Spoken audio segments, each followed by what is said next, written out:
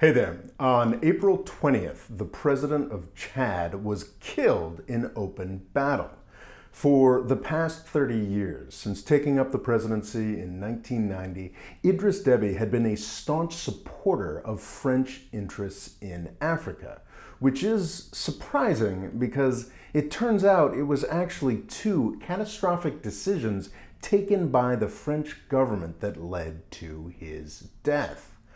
In the name of getting videos out while my overseas audience is still awake, today I'm going to do a quick unproduced rant on this and then get a produced video out later on during the week. The death of the president of Chad is inextricably linked to the very complex politics of the Sahel. The Sahel is a region in Africa. Chad is directly to the south of Libya, a country I've talked about a fair amount on this channel, and directly to the west of Sudan, a country I've been studying fairly deeply for what seems like years now. I don't know a ton about Chad, so a lot of the information about Chad specifically in this video is drawn from a single podcast, a single source of information, which is a bit weird for me. My suspicion of what's going on in the Sahel is of long standing and is supported by a number of things. My suspicion of what the United States and France are up to, but as far as the details of what happened in Chad on April 20th, a lot of it is from this single podcast from an outfit called Foreign Exchanges. I put a link to it in the bottom here. If you're interested about what I've said here, I encourage you to jump to that link in the description and listen to that podcast because they're much more informed on Chad than I am. So the politics of the Sahel, this region in Africa that sort of encompasses and is to the south of the Sahara, are very complicated. And it's got an interesting relationship to the United States news environment, the military, the metastasized military-industrial complex, the way we look at it. Because on the one hand, we know almost nothing about what happens in the Sahel. We're largely limited to what the French government tells us, what the US government tells us, and what the various and sundry governments of the region tell us. And by and large, especially since an event in 2011 that I'm going to go into in great detail, the governments of those regions are sort of poor, authoritarian, and struggling very heavily. So on the one hand, we don't know much about the Sahel. We don't have many journalists on the ground. Even the biggest of Western news outlets are largely limited to sort of Pentagon stenography. They just sort of repeat what the press releases they are given by the US government and the French government. Yet at the same time, it's seen as the region that does the most to justify what's left of our continuing obsession with terrorism. The Sahel, this is where the Islamic State still thrives. The Sahel, this is where all the jihadi militants are. The Sahel, this is where untold and undisclosed numbers of US special forces are engaged in training and arming and whatnot. And it's just this incredible mystery area that's we're told is incredibly important and justifies a lot of spending and a lot of contribution of US military forces, but we have really no idea what's going on there. And what's most infuriating about this, what's most infuriating about the place, there are definitely, don't let me dispute, there are absolutely jihadist militias there that are bad actors. This is absolutely a desperately poor and very unstable place. But the reason the Sahel is so screwed up, the reason the Sahel is awash in jihadis, the reason it is as unstable as it is today is because the United States and France and some other NATO countries destroyed Libya. In 2011, the NATO and the United States, well, I guess the United States is part of NATO, or rather NATO is sort of a vestigial arm of the United States, basically abused a UN Security Council resolution that they had been given to overthrow the long-standing government of Libya. Gaddafi, the dictator of that country, had Managed to offend the United States and Europe over decades. He'd tried to come in from the cold in 2004, and in 2011 he was killed for it, which also has a lot of negative ramifications for trying to get other dictatorships to come in from the cold, but that's a completely different story. So the country was destroyed. And it's been a mess ever since. There are some hopeful aspects to what's happening in Libya now, a full decade later. I hope to do a video covering that, a produced video covering that sometime soon. But the fact remains that for the past 10 years, Libya has just been this whirlwind of destruction. I guess we're on the second civil war at this point, or is it all just one civil war? There were some periods of attempts at sort of democracy and rebuilding, but mostly it's been, since Gaddafi in 2011, it's been a bunch of militias fighting against each other, a lot of guns swirling around, weapons pouring in from other countries, and spinning off across the Sahel. As folks pointed out in Patrons Only newscast on Saturday, Libya under Gaddafi, Gaddafi was an absolute lunatic with a messiah complex, but he saw himself as a leader of Africa. So that meant that there was a lot of Libyan money that sort of flowed through the Sahel, and a lot of workers that were in Libya, a rich petrostate that sent funds to the countries in the Sahel. So just by destroying Libya the way that we did, we took away a big source of economic value for the whole region. But even worse, the militias and the destruction and the civil war that was in Libya expanded out throughout that region. The first and most prominent casualty has produced the most, I think, New York Times bestsellers, was in Mali. Mali was a country that had traditionally been seen as a source of stability. It might overstate it a bit to say it was known to be well run, but it was known to be stable, in a place where folks could at least try to make a development happen. It was a hopeful place. I remember back in my 20s. I had a neighbor from Mali, and he was it was a place you could go back to, you could travel from. It was fine. And very quickly after the destruction of Libya, that fell apart because of the deluge of weapons and militia members that flooded into the country from Libya after it was destroyed. The country was briefly taken over by a jihadist insurgency. That insurgency was defeated. But a decade later, the place hasn't recovered. There was a coup last year that I have not read anywhere near enough about, but Mali has been permanently destabilized.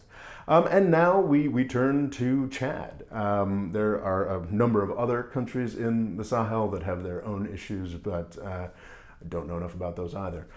Chad is a place that initially, at least, seem to have benefited from this destruction, or at least Chad's dictator, Idriss Deby, who had been there since 1990. My understanding is that he was seen as sort of a pillar of stability, for French interests and to a lesser extent for U.S. interests.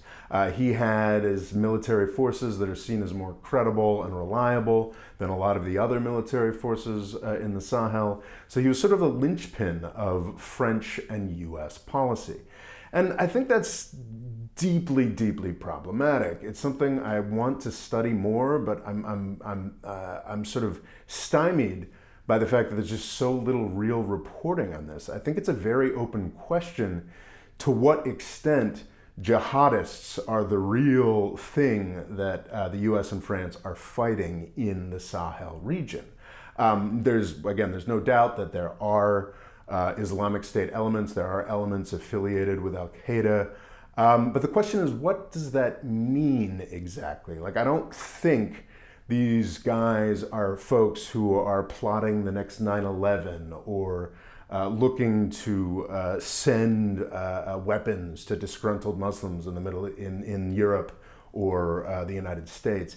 I think what it mostly is a brand that folks choose to attach themselves to.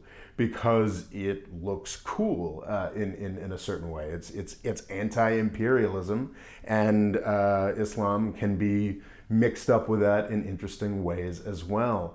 There's this way of looking at conflicts in the Sahel and trying desperately to be like, oh no, this totally looks like the counterterrorism thing we want it to look like, when actually we've helped create that situation.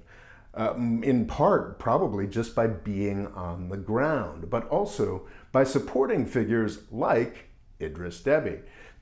I think there's a lot more. I'm not saying there aren't terrorists in these regions that are worth fighting. There may very well be, but I think we actually make the fight against those terrorists weaker and more likely to last forever by ignoring the fact that there's probably a lot of real rational resentment against France's role in the Sahel. You know, the old imperial boss that often seems to have never left. There's a lot of resentment against these anti-democratic strongmen that just seem to be in power forever. And this resentment in the 60s, 70s, or 80s would have come in the form of a leftist guerrilla front, and just because the fashion has shifted, there's not as much funding out there for left-wing radicals as there are for Islamist radicals. It's now the fashionable thing to do if you're against a dictator is to join up with some jihadi group.